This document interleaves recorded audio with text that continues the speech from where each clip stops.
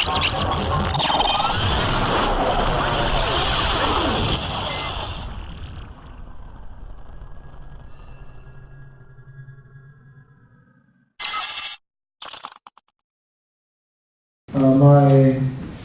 first finding is perhaps not so surprising.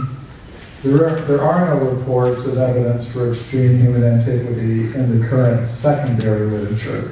I divide the scientific literature into two basic groups. Primary literature, by which I mean original reports by investigators published in the professional scientific literature, and then the secondary literature, which is based on the primary literature. Secondary literature would include textbooks, survey studies, things of that sort.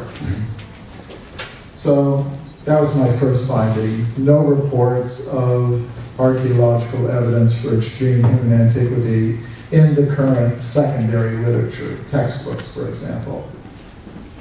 Second finding was a little more interesting to me. My second finding was there are many reports of archaeological evidence for extreme human antiquity in the primary scientific literature, past and present. I documented that evidence in this book, Forbidden Archeology. And this book was reviewed in most of the professional journals that deal with human antiquity. Of course, it's a very controversial book, so the opinions expressed about it were varied, ranging from sarcastic derision to grudging acknowledgement that the book did make a contribution. I include a review, actually not just an ordinary review, but a 23-page review article about the book that appeared in Social Studies of Science by David Oldroyd, a noted historian of science, and his graduate student, Joe Wodak. They asked, has Forbidden Archaeology made any contribution to the literature on paleoanthropology? Our answer is a guarded yes, for two reasons. First, much of the historical material has not been scrutinized in such detail before. David Oldroyd is a historian of science who specializes in human origins and geological studies. And in his opinion, nobody had really gone into the history of archaeology in such depth before. And second, the authors stated, the book, quote, raises a central problematic regarding the lack of certainty in scientific truth claims. Now, scientists attach different levels of certainty to the truth claims in their disciplines. And in the field of archaeology, they attach a very high level of certainty, approaching absolute certainty, to the idea that human beings like us first appeared between 100 and 200,000 years ago. So they thought we had done a good job in problematizing, to some extent, that claim, or that level of certainty attaching to that claim. So he also brought out the book in an abridged popular edition called The Hidden History of the Human Race. And after the book appeared, I began presenting papers based on the substance of the book at international conferences on archaeology, history of science, and related fields. First paper I presented was a paper called Pharaonic Time in the Archaeological Record, which I gave at the World Archaeological Congress meeting that was held in New Delhi in 1994. The World Archaeological Congress meets every 4 years in a different country. So that particular year they happened to meet in India. I thought it would be a good opportunity to speak about Vedic perspectives on human origins. So that paper was published in the peer-reviewed conference proceedings volume, Time in Archaeology, edited by archaeologist Tim Murray, published by Routledge, a major scientific and academic publisher. You know, sometimes people ask me, well, has your work been published in peer-reviewed publications? And, well, the answer is yes. So my question about this evidence for human antiquity, extreme human antiquity, which can be found in the primary scientific literature, is why isn't it found in the secondary literature today? I think it's because of what I call a process of knowledge filtration that operates in the world of science. And here I'm not talking about a satanic conspiracy to suppress truth. I'm talking about something that philosophers of science and historians of science have understood for a long time, namely that theoretical preconceptions can influence how scientists in a particular discipline will react to different categories of evidence that come to their attention. We could call the blue box up there the knowledge filter. We could say it represents the dominant consensus in a knowledge community about a certain topic. So reports, which means this evidence will make its way into textbooks, for example. But if there's evidence that radically contradicts a dominant consensus, it tends to be set aside, ignored, forgotten, dismissed on questionable grounds. And I'll go over a few representative cases of the kinds of evidence I'm talking about. This is Virginia Steen McIntyre, an American geologist.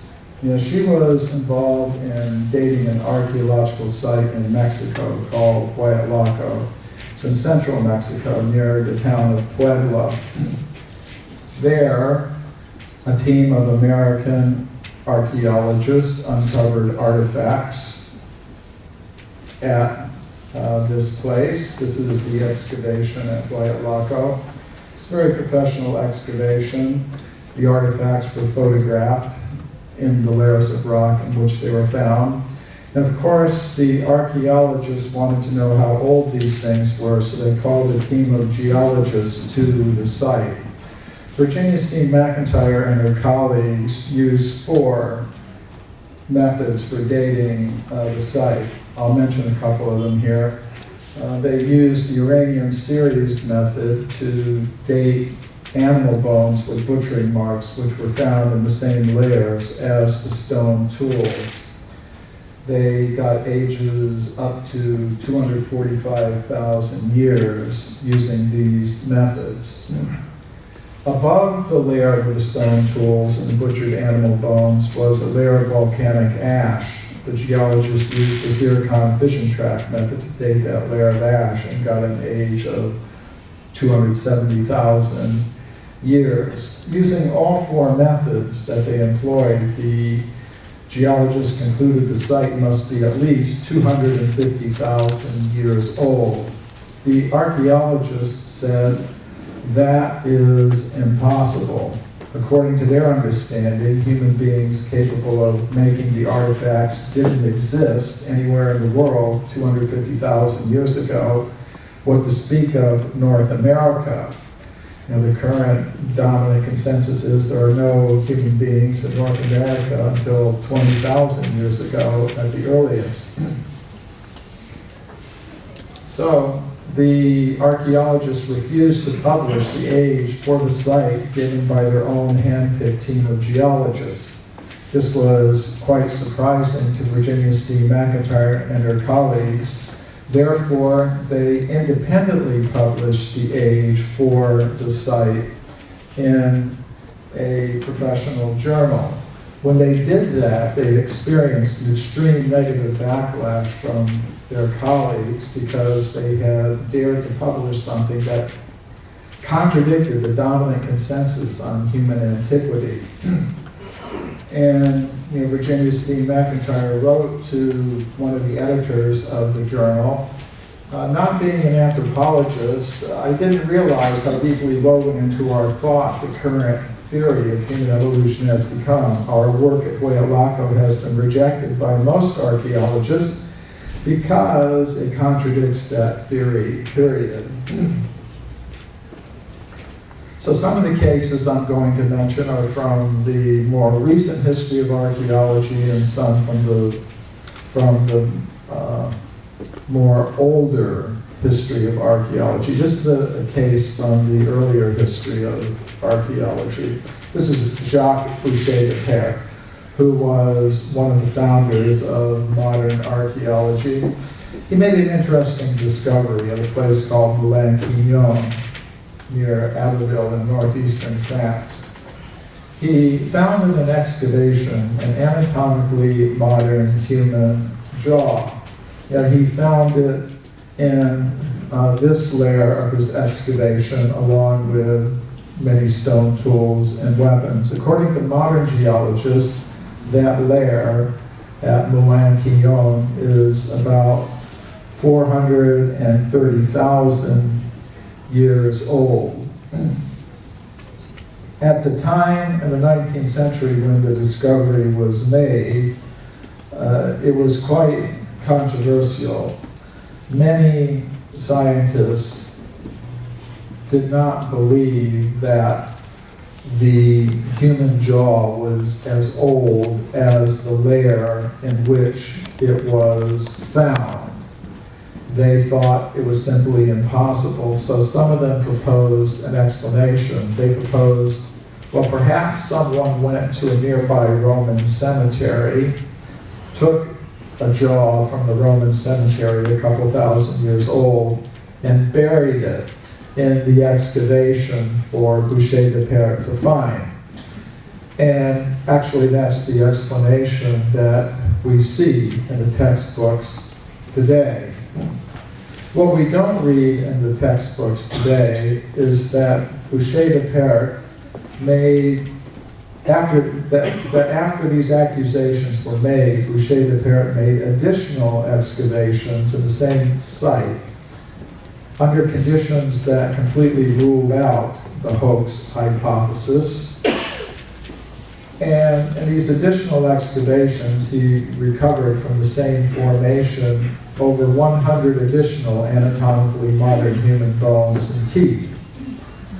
Now, I had to dig into the original 19th century reports to find out about that, but I think those new discoveries verify the original one, and I would say what we have here is evidence for an anatomically modern human presence going back over 400,000 years in Northern Europe. I presented a paper on this topic at the 20th International Congress for History of Science, and that paper was later published in the peer-reviewed Conference Proceedings volume. In the early 20th century, an interesting discovery was made in Buenos Aires. An anatomically modern human skull cap was found there in an excavation. The excavation had gone down about 45 feet. At that level, they encountered a thick layer of limestone rock, locally known as Tosca, that's the name for it. And when they broke through that layer of limestone rock, the skull was found in what is called the Prayansanatan Formation. And according to modern geologists, that formation is at least 1.5 million years old. This discovery was reported to the scientific world in the primary scientific literature by prominent South American scientist Florentino Ameghino. I wrote about that particular case in a paper that I presented at the meeting of the World Archeological Congress held in Cape Town, South Africa in 1999. A lot of people have heard about Olduvai Gorge, where some important archaeological discoveries have been made. Many people are not aware of the first discovery that was made at Olduvai Gorge, and that was a human skeleton that was found by the German scientist Hans Reck in 1913. Pictured is the skull from the skeleton. The skeleton was found solidly embedded in upper bed 2 of Olduvai Gorge.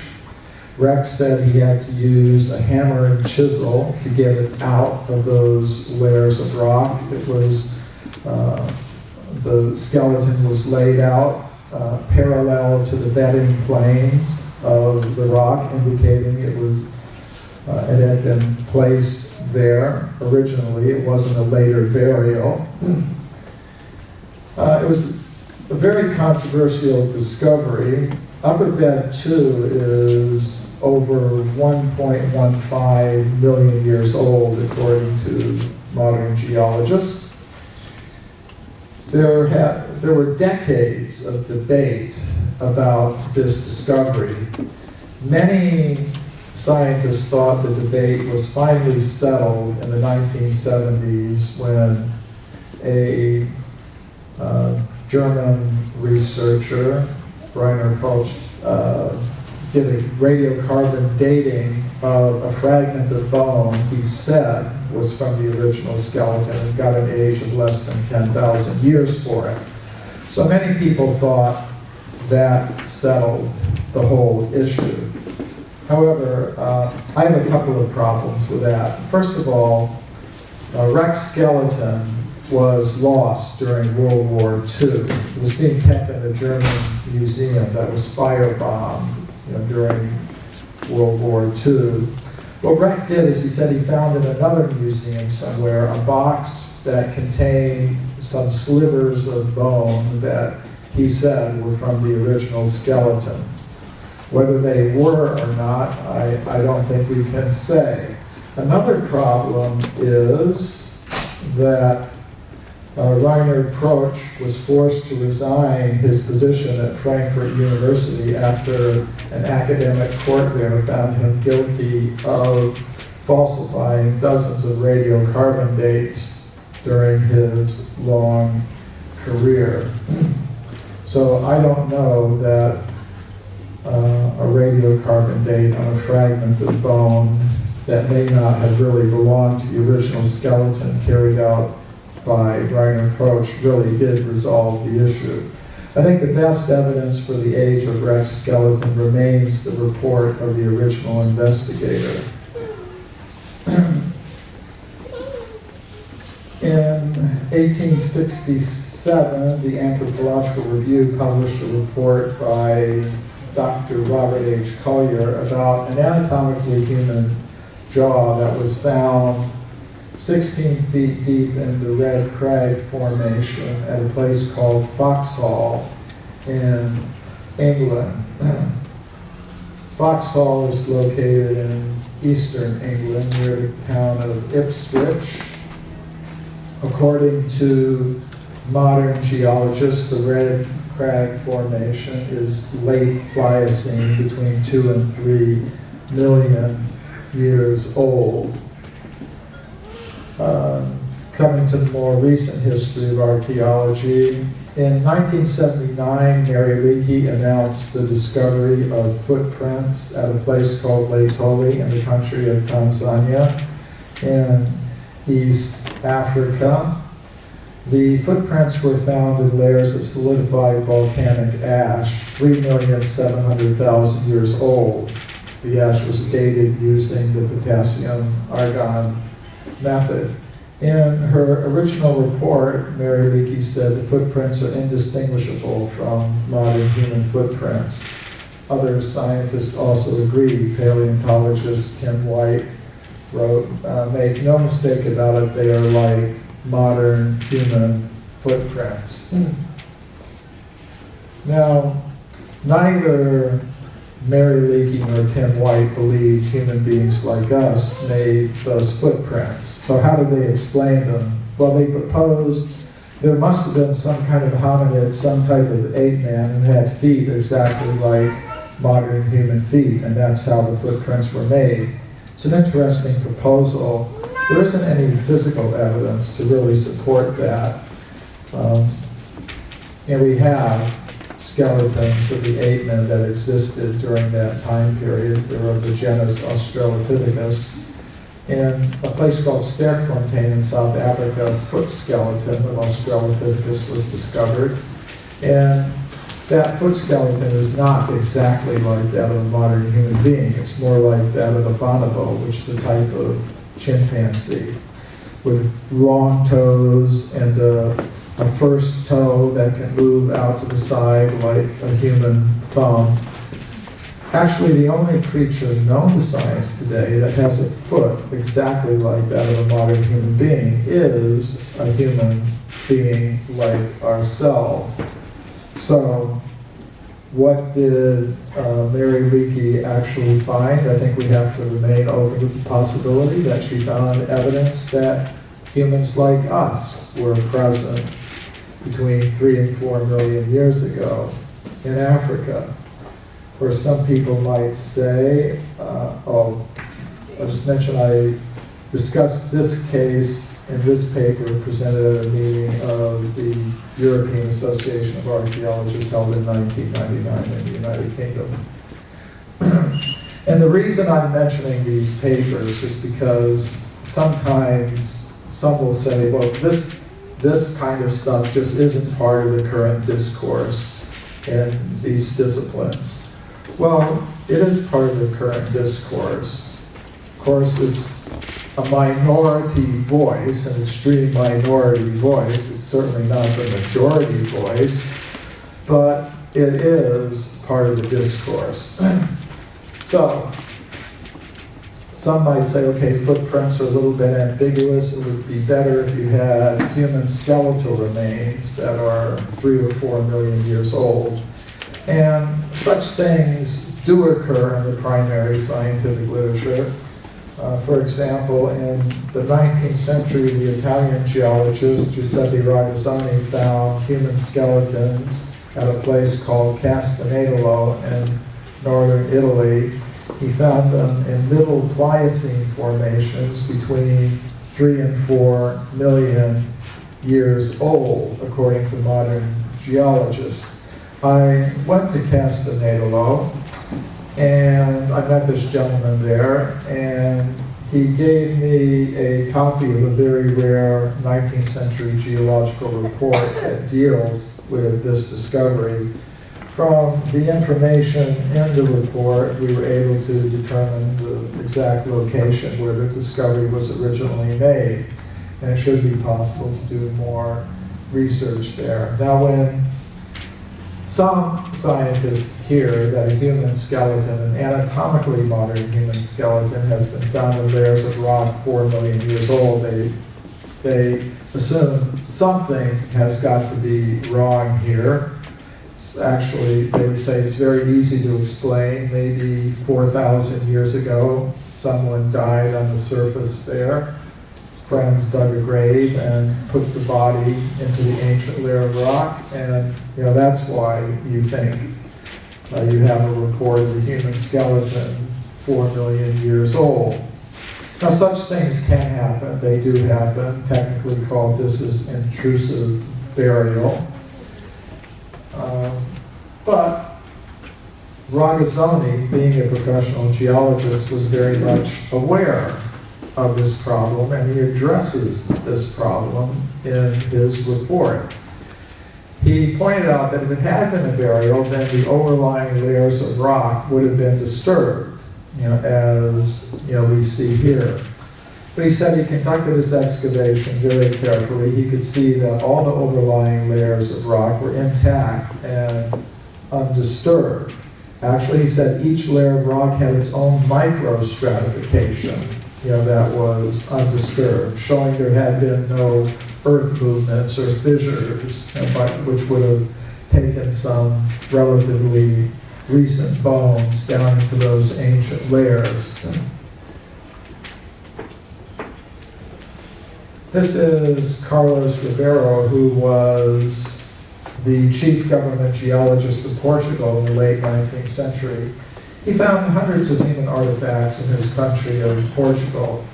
He found them in Miocene formations about 20 million years old, and as a professional geologist, he said they were in situ, they were intact in those layers. They hadn't come in through any fissures or earth movements or anything of that sort. They were in their natural position in these Miocene formations, which modern geologists tell us are about 20 million years old. He displayed the artifacts in these cases in the Museum of Geology in Lisbon. I'm kind of looking at those cases, but the artifacts aren't in those cases today. Today they're kept locked in these cabinets down here.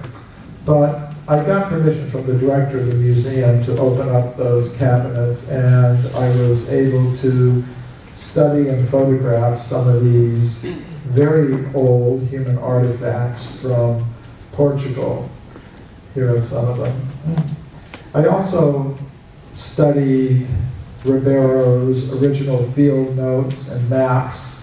And after doing that, I went into the countryside of Portugal to relocate some of the places where he made his discoveries. This is the quarry at Morganheira, where he found human artifacts in Miocene formations about 20 million years old. This is one of the artifacts that he found there. It's a flint implement. It's got a nice point on it with use marks. It's interesting what happened. When Ribeiro was alive, he displayed these artifacts in the museum with labels indicating an age of about 20 million years. After he died, his colleagues did something interesting. They left the artifacts on display, but they wrote new labels for them, giving them far younger ages. This is the new label they wrote for the artifact I just showed you. It says, the second line gives the age. It says Paleolitico Superior. That means upper Paleolithic period.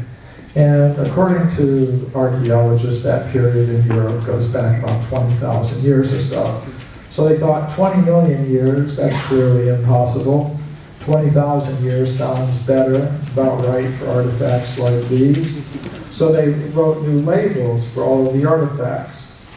Then the next generation of officials in the museum just put the entire collection away, new labels and all. I presented a paper on this case at a meeting of the European Association of Archaeologists that took place in Lisbon in the year 2000. Thought that would be a good place to do this. And that paper was later published in a peer-reviewed archaeological journal, the Journal of Iberian Archaeology, which deals with the archaeology of Spain and Portugal. People ask, do you have peer-reviewed publications and professional literature? The answer is yes. A case that's always really fascinated me is the California gold mine discoveries. In the 19th century, gold was discovered not far from here in California. Miners went to get the gold. They went to places like Table Mountain in Tuolumne County near Sonora. And to get the gold, they were digging tunnels into the sides of mountains. And deep inside the tunnels, miners found human bones and human artifacts. For example, they found many of these stone mortars and pestles in layers of solid rock that modern geologists tell us belong to the early Eocene period, which means they would be about 50 million years old. just a little technical information about the dating. What we have here is the bedrock. These are ancient river channels. They're filled now with layers of rock that contain plant and animal fossils characteristic of the early Eocene period. The human bones and human artifacts were found in these same ancient river channels. The ancient river channels are covered with hundreds of feet of volcanic deposits that have been dated using the potassium argon method, and this being up to 33 million years old. So that's where the dating comes from. These discoveries were first reported to the scientific world by Dr. J.B. Whitney, who was the chief government geologist of California. His report was published by Harvard University's Museum of Comparative Zoology in the year 1880. But we do not hear very much about these discoveries today. Certainly they're not mentioned in the textbooks. That's because of the process of knowledge filtration that I was speaking about earlier. This is the anthropologist William Holmes, who worked at the Smithsonian Institution. And he wrote in one of his reports, if Dr. Whitney had understood the theory of human evolution, he wouldn't have come to those conclusions, despite the imposing array of testimony with which he was confronted. Let me translate that. If the facts don't support the theory, the dominant theory, the facts should be forgotten, set aside, cast into oblivion. And basically that's what happened. However, some years ago, I was a consultant for a documentary that aired on NBC called The Mysterious Origins of Man. It was produced by Bill Cote. Bill Cote had read my book, Forbidden Archeology, and he wanted to include some cases from the book in the documentary. So I told him he should go to the Museum of Anthropology at University of California at Berkeley, because I knew that some of the artifacts from the California gold mines are still in the collection of that museum. So Bill Cote went there, but they would not let him see or film the artifacts. We were able to find some photographs that Dr. Whitney had taken in the 19th century, so he did wind up with some imagery to use in the documentary, which included not just examples from my work, but from the work of other researchers in the alternative history field.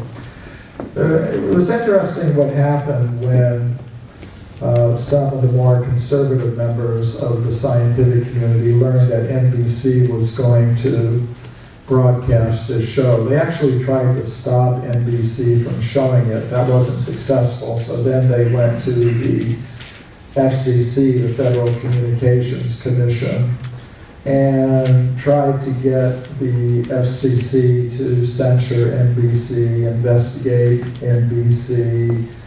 They wanted the FCC to force NBC to broadcast primetime apologies for having shown the program. And they also wanted NBC fined a few $1 million to teach them a good lesson. Now, I'm happy to say that the FCC didn't do any of that, but I thought it was interesting that these kinds of attempts were made. Now, after that, I proposed to present a paper on this case at a meeting of the World Archeological Congress. So I submitted an abstract, and the academic committee of the Congress accepted the abstract. So I was able to go to the Museum of Anthropology at UC Berkeley with that letter of acceptance, and they decided they would let me personally see the artifacts. They're not kept in the museum, they're kept in a storage building a few miles from the museum, but they are still there. And I also went out into the Sierra Nevada mountains. This is Table Mountain as it looks today, and we were able to locate some of the old 19th century gold mining tunnels where these things were originally discovered. So this is the paper that I presented on this case at the World Archeological Congress meeting that was held in Washington, D.C. in 2003. And again, the only reason I'm mentioning this is that some people want to claim this sort of thing isn't part of the current discourse. Well, it is. So how far back in time can we go with evidence like this as we make our way through the primary scientific literature? Well, there was an interesting report published in The Geologist in the year 1862. An anatomically modern human skeleton was found 90 feet below the surface of the ground in Macoupin County in the state of Illinois in America. According to the report, above the skeleton was a thick layer of slate rock that extended for hundreds of yards in all directions, and that layer of rock was unbroken. According to modern geologists of the State Geological Survey of Illinois, at that location, the layers beneath the slate rock are about 300 million years old. This interesting report from Scientific American tells of a beautiful metallic base that was recovered from 15 feet deep in solid rock in Dorchester near Boston. And according to geologists of the United States Geological Survey, the age of the formation at that depth, at that point, at that location, is about 600 million years. So I could keep you here from now until Christmas, going through one case after another, because there are hundreds of these cases in the primary scientific literature on human origins. But I'm not going to do that. But I will just say that the implication of this evidence is that this more or less generally accepted picture of human origins may not represent the actual truth of the matter. And this was something that was recognized by one of the architects of this modern version of human origins, Dr. William W. Howells, who read Forbidden Archeology shortly after it was published, and he was kind enough to write me a letter. And he wrote, Forbidden Archeology represents much careful effort in critically assembling published materials, which I thought was nice of him to acknowledge. And because many academics and scientists don't see it that way, but I thought it was nice that he did. And he went on to say most of us in the world of human origin studies, mistakenly or not, see human evolution with man emerging rather late. That's a factual statement. And to have modern human beings appearing a great deal earlier would be devastating, not just to our account of human origins, but to the whole theory of evolution. So I thought it was nice that somebody recognized the implications of what was being presented in that book. Another person who recognized the implications was Tim Murray, who wrote a review of Forbidden Archeology in British Journal for History of Science. And he wrote, Forbidden Archeology provides the historian of archaeology with a useful compendium of case studies in the history and sociology of scientific knowledge, which can be used to foster debate within archaeology about how to describe the epistemology of one's discipline. And that's exactly what I was trying to accomplish in putting that book together, to inspire debate in archaeology about the epistemology of the discipline. So I think it was significant that a professional archaeologist read the book and got that message from it. It was exactly the message I was intending to send. He went on to say Forbidden archaeology is designed to demolish the case for biological and cultural evolution and to advance the cause of a Vedic alternative. 100% correct. And I thought it was nice of him to recognize that, acknowledge it, and succinctly express it in his review.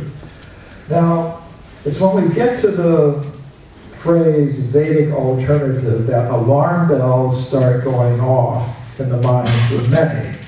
Because here they see, many will see, well, here's an attempt to sneak religion into science, and that is absolutely forbidden. It just should not be allowed, not in the slightest. So, Murray went on to say something very interesting.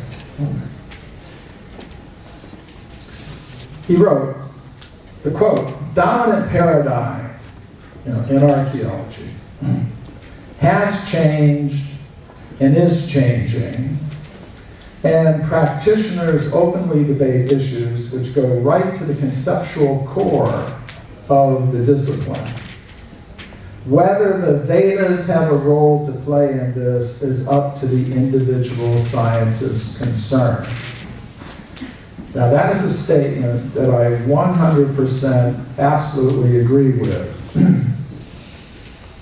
Some people want to make an a priori rule that you cannot bring the Vedas or any other spiritually inspired idea into the world of science. So I disagree with that idea. I agree with this idea. It should be up to each individual science or science teacher whether or not to grant a role to ideas that may have some source in the Vedas, the Quran, the Bible, the Native American teachings, Australian Aboriginal teachings, whatever. Of course, with the qualification that they have to be justified with scientific evidence and logic. So that's a position that I can 100% support. And I would 100% disagree with those who want to say such things should be totally excluded, a priori. Now I'm going to wrap this up by giving some personal experiences of presenting these things to university audiences. My books are now published in 20 different languages, more than 20 different languages. One of them is Russian. So I've been invited to Russia several times. I've spoken at universities from one end of the country to the other, from St. Petersburg to Moscow to Vladivostok and back again. And mostly the lectures go fine. But sometimes, one or two places there have been some problems. This is the Tumen State University in Russia. And some professors there invited me to speak about my work. And a lecture was scheduled.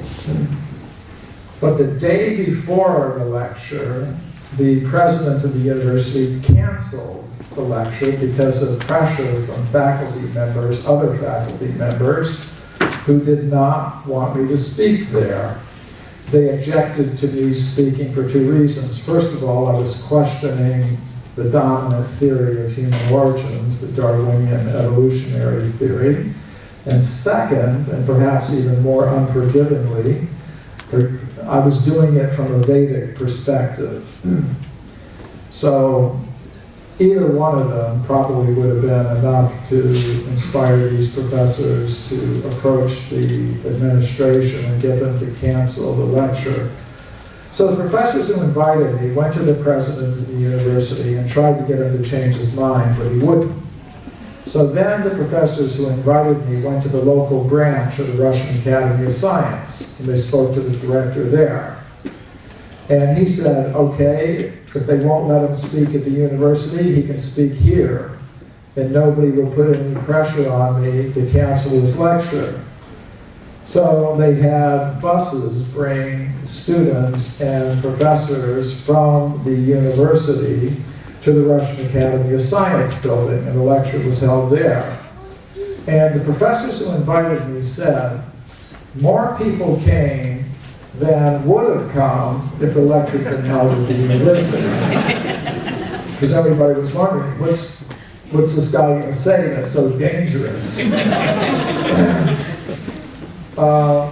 Then the next year, I went back to the same university, and I spoke in the biology department there, no problem.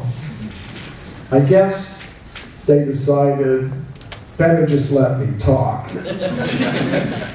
And let students make up their minds, you know, what they're going to think about what I'm saying.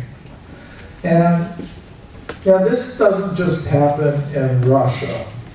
Last year, I did a lecture tour of universities in the Midwestern United States. I spoke at Penn State. I spoke at Northwestern in Chicago, University of Illinois Urbana-Champaign, University of Illinois Carbondale, University of Minnesota, a whole bunch of, you know, about a dozen or 15 universities in the Midwestern states. But at one university, University of Indiana, Bloomington, same thing happened as in Russia. A lecture was scheduled, announced, and faculty members who don't appreciate the kind of thing that I'm saying got wind and put pressure on the administration, and the lecture was canceled. Unfortunately, there wasn't a local branch of the Russian Academy of Science for me to go to. So the lecture was held in the city library. It was, you know, well attended. So I want to thank you for your kind attention, and if you're interested in pursuing these ideas, there's some, you know, books of mine here. As far as the organizers are concerned, what should we do now? Is there time for? Yeah, we can have question answers. Okay. 10 minutes. Okay, 10 minutes of questions and answers. So there isn't a microphone. Please raise your hand in case you have a question, and the mic will come to you. Okay. Hi, my name is Shayo. I'm a mechanical engineering student here. So I had one concern that many of the fossil evidences you were showing were in the late 19th century or early 20th century, before the fields of geochronology and other like hominid fossil, how to recognize them was not fully developed. And so are those skeletons still in existence, and is it possible to actually independently radiocarbon them and see what the actual age of those skeletons are today? Because of those things are like 70 or 80 years old, it is kind of difficult to know what actually happened in situ there. Okay, a few comments on what you said. First of all, I'm doing an historical survey of archaeological evidence, so I'm not looking at just the most recent discoveries. Second point is that if you look in any modern textbook of archaeology, you're not going to find just the most recent discoveries. You're going to find the Neanderthal discoveries that were made in the 19th century, the Java man discoveries that were made at the end of the 19th century, the Beijing man discoveries that were made in the early 20th century. So we can't just assume that all science done before January 1st, 1900 is automatically suspect. That's why, I found it very helpful to go back to the original reports and see what kinds of work were actually being done. Were the authors of the original investigations, the original investigators, were they taking into account these things? Now, new sources, new dating methods sometimes introduce new ways to make mistakes. That can also happen. So, in some cases, things are there. As you saw, I would go into the museums, I would locate objects that are in their collections.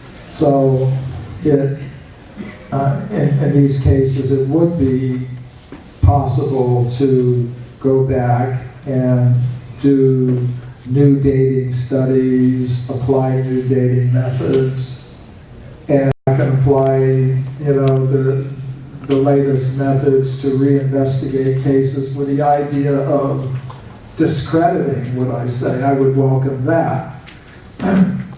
But as I was showing, in some cases, even if the latest dating methods are applied, then there can still be resistance to the conclusions. So, another question. My name is Raksi Jariwala. I do some research in the biological sciences. I had a question with respect to the Vedic perspective that you mentioned. First of all, you present evidence that the origin of humans may go back to millions of years prior to Darwin. So, from a Vedic perspective, then, if we accept the fact that humans existed millions and millions of years ago, what would the perspective be? If this is a hypothesis or even a current consensus, current thinking, as to the relationship with other species, whether other species, that is lower species, coexisted at that time with humans, or did they come later, such as reverse evolution or reverse Darwinism? Because there could be some support in the Vedic concept in terms of consciousness, that if humans have the most highly evolved consciousness and somehow they lose it or fall, they would descend into a lower species. So can we entertain that idea then, that if you go back to 40 million years ago, that humans existed, that other species may or may not have coexisted, but may have appeared later in time, such as a reverse evolution?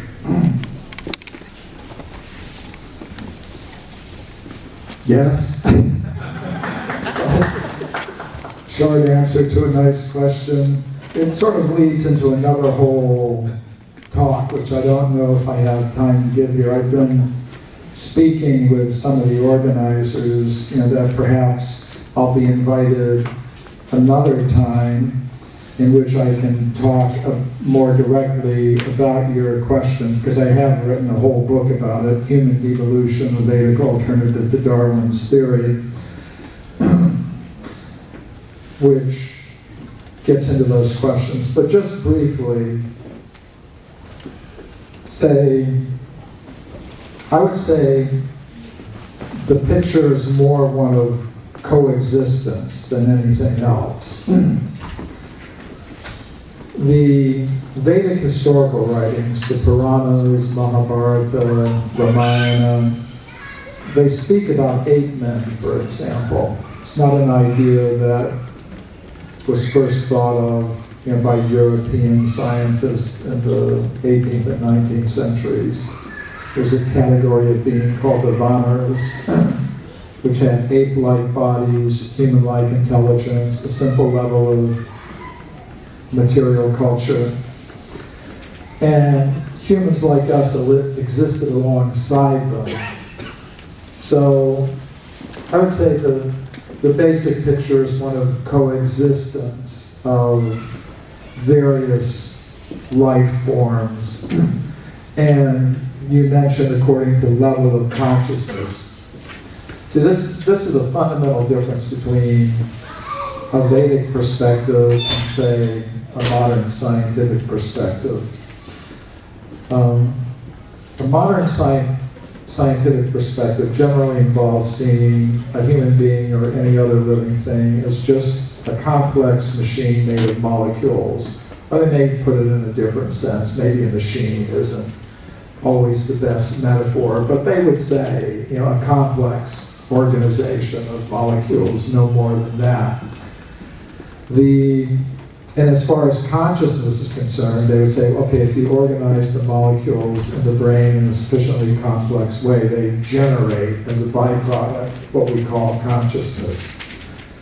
The Vedic perspective is consciousness-based rather than matter-based. Matter does not produce consciousness. Consciousness exists independently from matter. And however, matter can come into, consciousness can come into association with matter. And according to the nature of consciousness, or you could say the level of consciousness, the association of matter will be configured in different ways. So according to this view, all bodies are vehicles for conscious selves.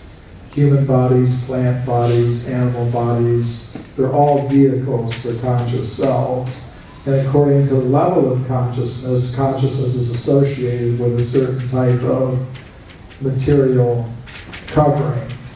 And it can go in either direction. Consciousness can be covered by a very simple type of material covering.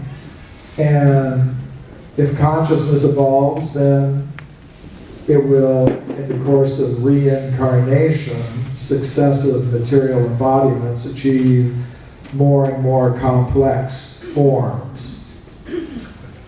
Or it could go back, devolve. But that's a whole other lecture.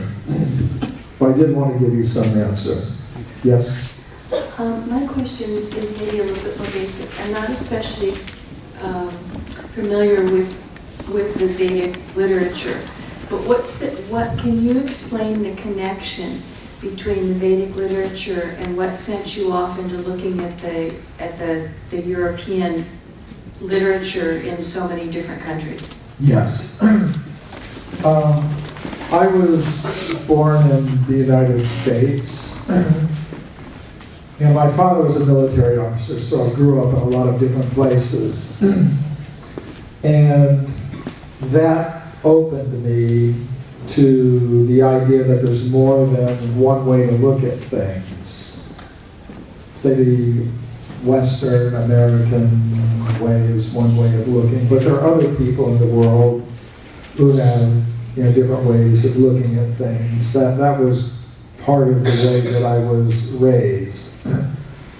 When I was growing up, I lived in lots of different countries, so I got exposed to a lot of different cultures, a lot of different worldviews. I think that had an influence on me.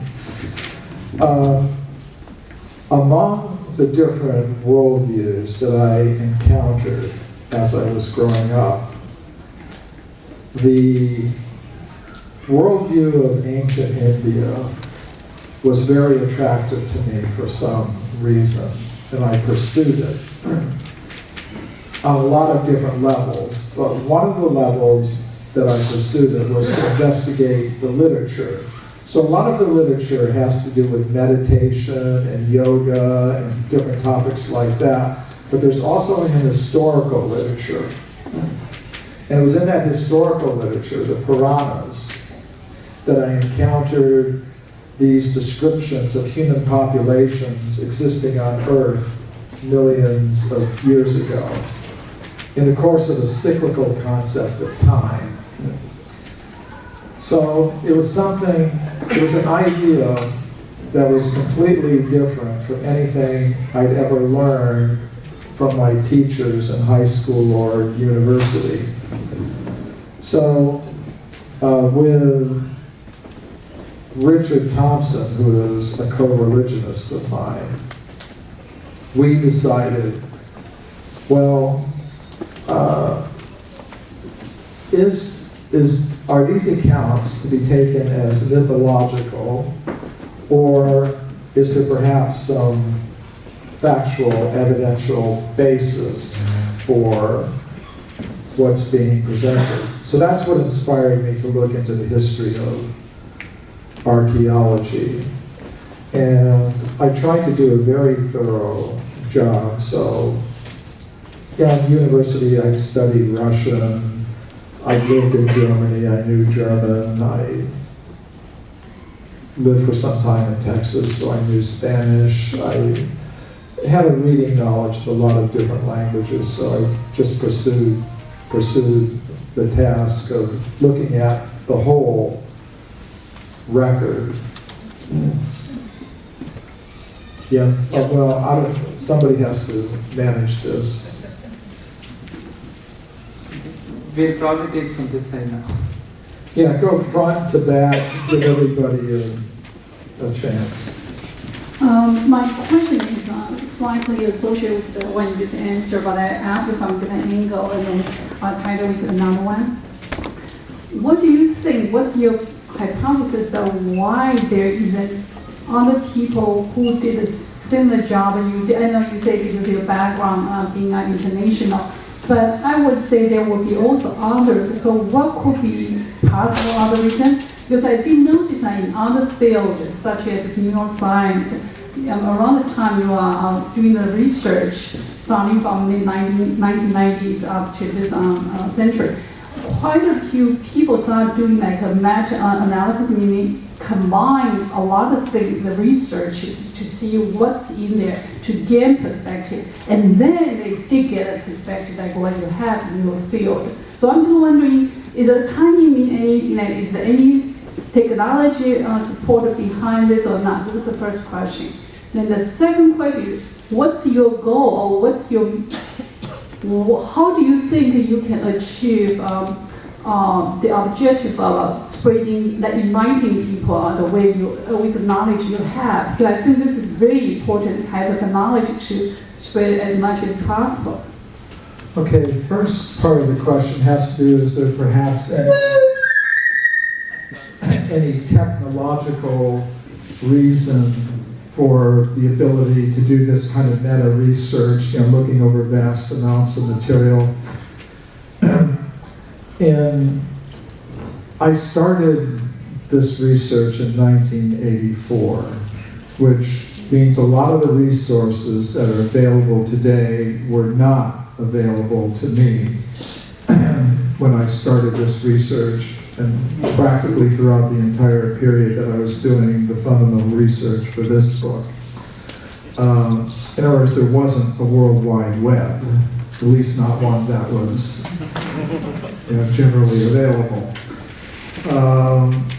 And computerization of library systems and things like that.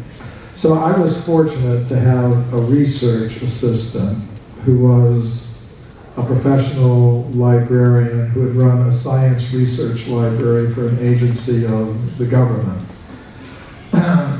Forestry Service actually. And she became interested in my work.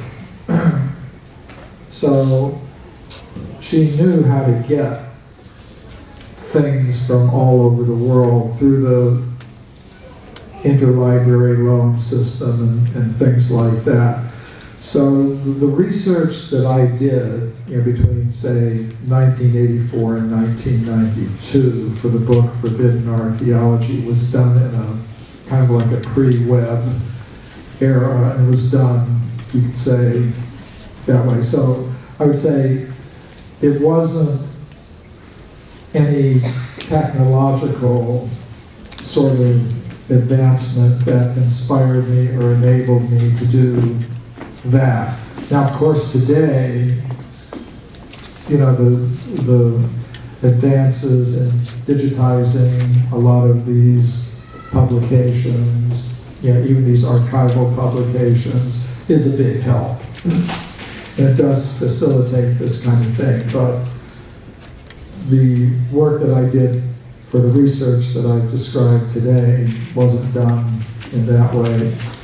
The other question, other part of your question, how do I hope to accomplish my goals?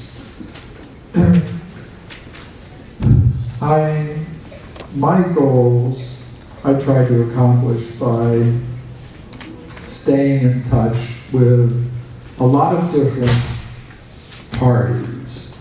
I think at this moment in time, the world is undergoing kind of a fundamental renegotiation of its overall conception of reality, its paradigm, whatever you want to call it. I think there are a lot of parties to that negotiation. There are people who are totally on the spiritual side, some people totally on the scientific side. There are some people who are mixing them. There's the general public, the different areas of popular interest and alternative ideas. I try to stay in touch with all of them, and I try to communicate in a lot of different ways. I communicate by speaking at scientific conferences, at universities. I also go on popular TV shows and radio shows, and not just in this country, but all over the world. So there are a lot of things that I try to do to accomplish my goals. But here is one very specific thing that I would like to see. It has to do with ending the monopoly that the supporters of the now dominant theories have in the public education system. Because, say, the supporters of the now dominant theories of human origins and origin of species now they've been granted by the government in one way or another a government-enforced monopoly in the public education system so that only their ideas can be presented, which I think is not really proper in a country or a society that considers itself democratic. I would say, okay, it's a fact that today most scientists, let's put a figure on it, 99 or 95 or 98% accept the dominant theories. But it's also a fact there are some in the world of science who don't, who are proposing alternatives. Intelligent design, the kind of things that I'm talking about, other alternatives. And one of the reasons that I mentioned the publications and the presentations at conferences is to show that on a certain level, this element of the discourse is tolerated. But it's excluded from the official education system, which has the effect of delegitimizing ideas, alternative ideas, in the minds of students who are going through the education system, from secondary school to the bachelor's degrees to the graduate degrees. It has the effect of delegitimizing alternative ideas. And I think the proper solution is that in the education system, this is what I would like to see, and I think it would be a big contribution to what I'm trying to accomplish, would be, okay, let's admit the vast majority of scientists now accept certain ideas. So give them the vast majority of pages in the textbooks. But somewhere, in some small percentage of the textbook pages, it should be neutrally and objectively stated that there are some who are proposing alternative ideas and state their reasons neutrally and objectively, and then just let students make up their own minds about these things. I think that would be, in terms of what I'm trying to accomplish, a major step forward. And even some supporters of the currently dominant theories, when I explain this idea to them, they kind of see the logic of it. They may resist it on a certain level, but I think intellectually they can see morally it's the correct thing to do. Something else. So I was just curious if through your research work, whether along with evidence for humans having existed millions of years ago, whether you uncovered or came upon some evidence about advanced technology being available to humans in ancient times.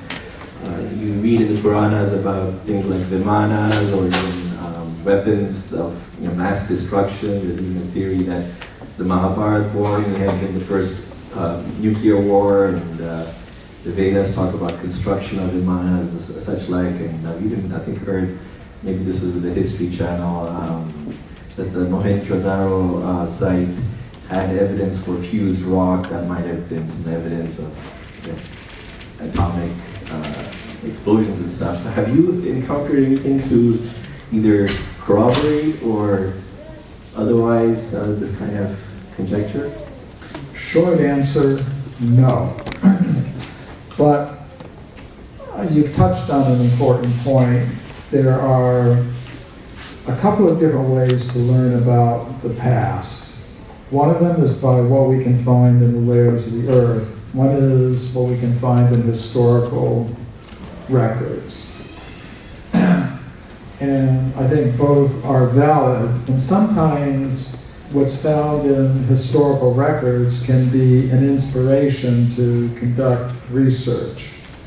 For example, Troy was discovered by a researcher who was inspired by the descriptions of that city and the Iliad and the Odyssey, to conduct some research. So from a textual source, he got the inspiration to do some physical research, and he was able to find things that were consistent with the textual sources. So as a methodology, I think that's good, and I think it should be looked into. Now,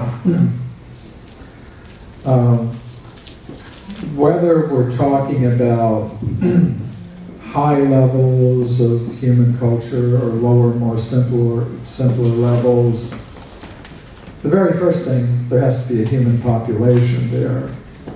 So I think what I've demonstrated with the research that I've done so far is that human populations were there.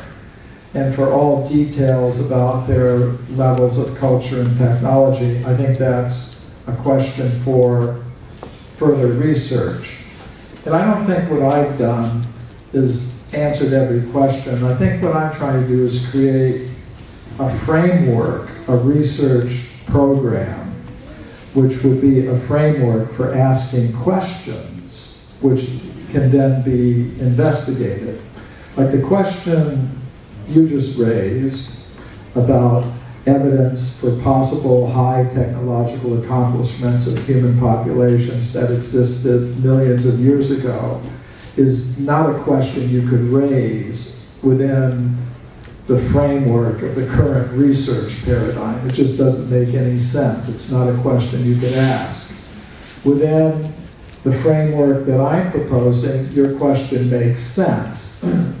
And there could be research carried out to test, say, that idea.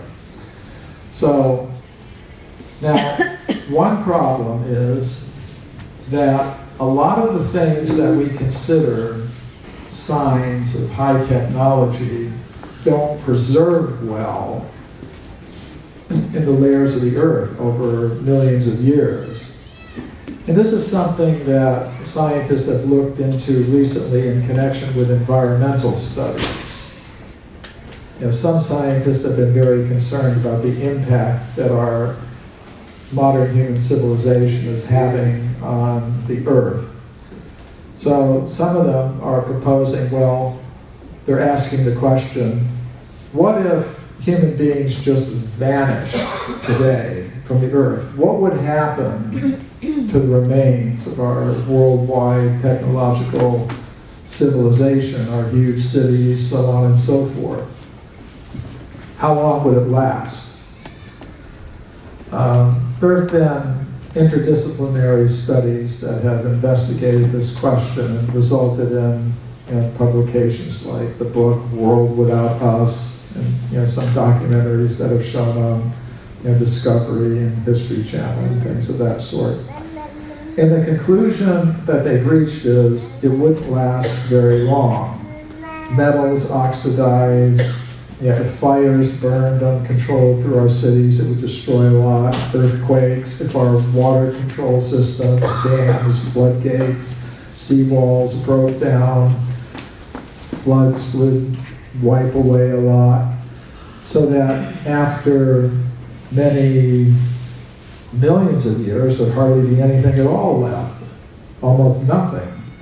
That's the kind of conclusions that they're reaching. So let's imagine, say, we were talking about the California gold mine discovery, some stone mortars and pestles, obsidian spear points, things like that.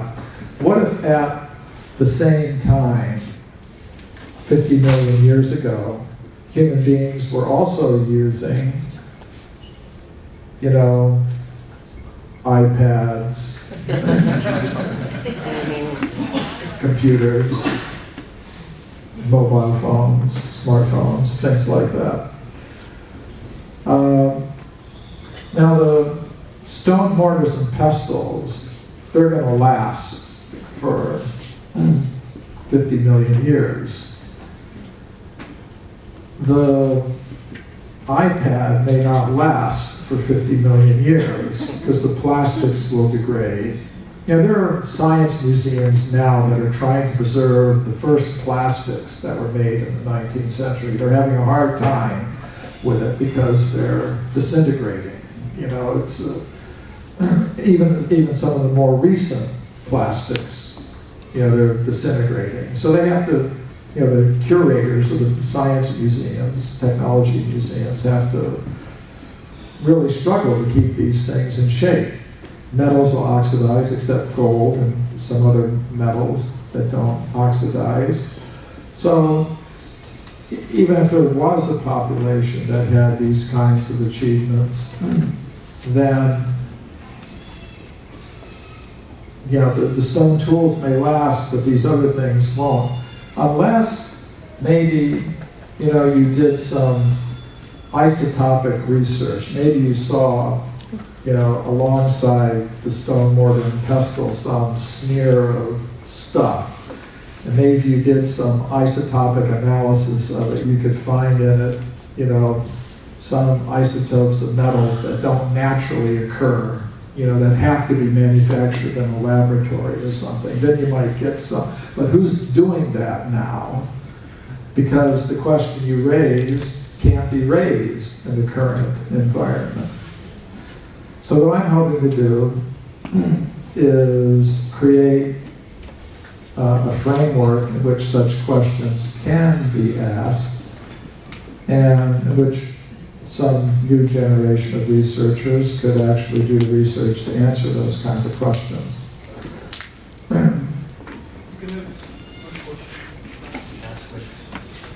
Last question.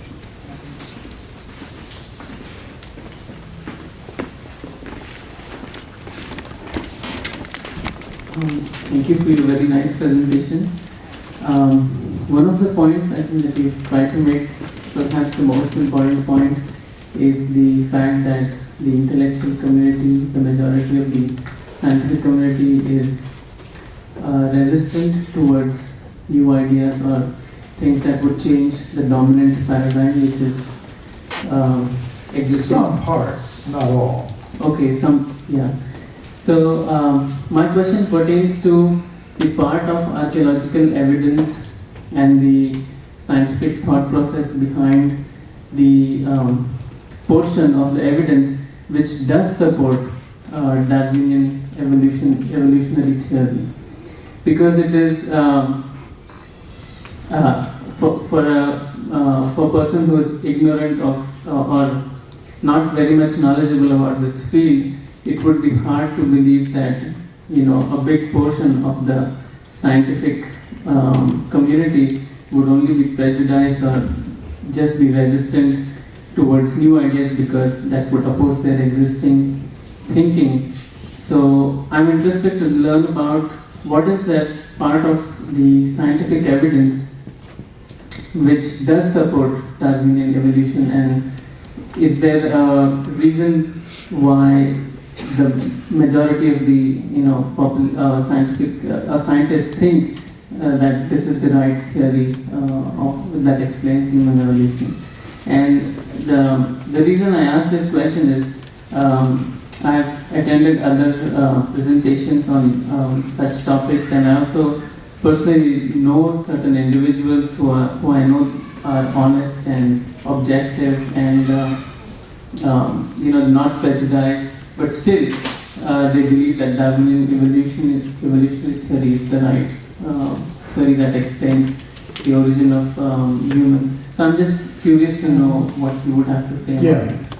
Well, first of all, I respect intellectual freedom and academic freedom, which means I respect the right of any individual, to come to whatever conclusion that individual thinks appropriate, or best explains the evidence, or is best explained by the evidence. I respect that idea of intellectual and academic freedom. My question is not that somebody looks at all the evidence and decides it supports the Darwinian theory of evolution and so they accept it. That's not my objection. My objection is that sometimes such persons as a group will make efforts to exclude other ideas. I'm not saying that, I understand that many people do find the evidence, or they find certain categories of evidence convincing. I may not. And others may not.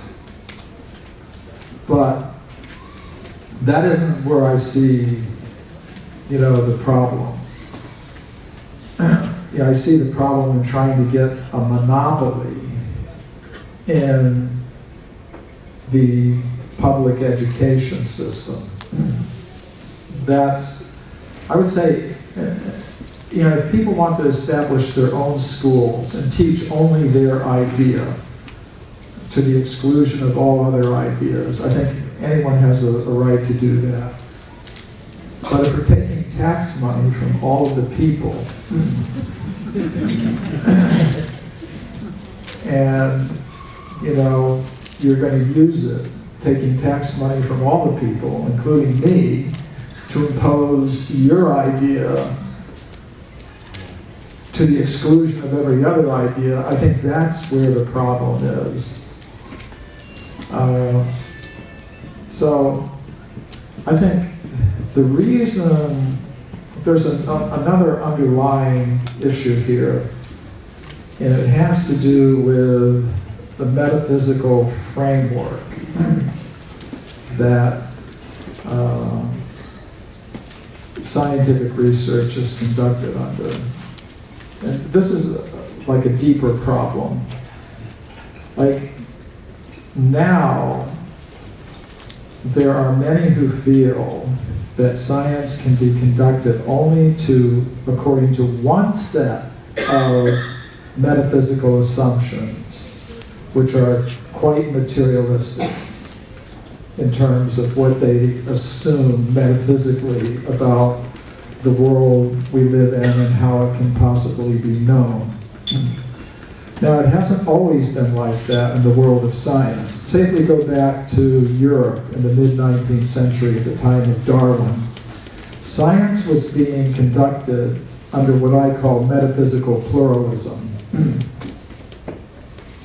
There were, say in biology, there were some scientists who were conducting their research into biology under Platonic metaphysical principles, like Richard Owen, for example. He had the idea that there were Platonic forms of animal bodies that existed on some higher level that were being projected, to the level of material reality and expressed here. There were scientists in Germany, the Naturphilosophs, who were conducting scientific research according to metaphysical principles that recognized the existence of vital forces and principles that were in some sense guiding, the biological structures. There were some scientists who were conducting their biological research according to Judeo-Christian metaphysics that involved the idea of special creation. Actually, that was the dominant idea in the English universities at the time Darwin first started his research. So Darwin was conducting his research into biology according to a rather strictly materialist metaphysics. And this was reflected across a whole range of sciences, not just biology, but also physics, psychology, chemistry. If you really look at the history of science, some were, you could see that at that time in the history of Western science, there was metaphysical pluralism. And then around the time of World War I, that metaphysical pluralism started to end. And I think it had a lot to do with science wanting to serve government. And they decided we had better get our act together. If we do, we'll get lots of support from governments and corporations. And it was a pretty effective strategy as far as I can see, but I think it made science a little less interesting.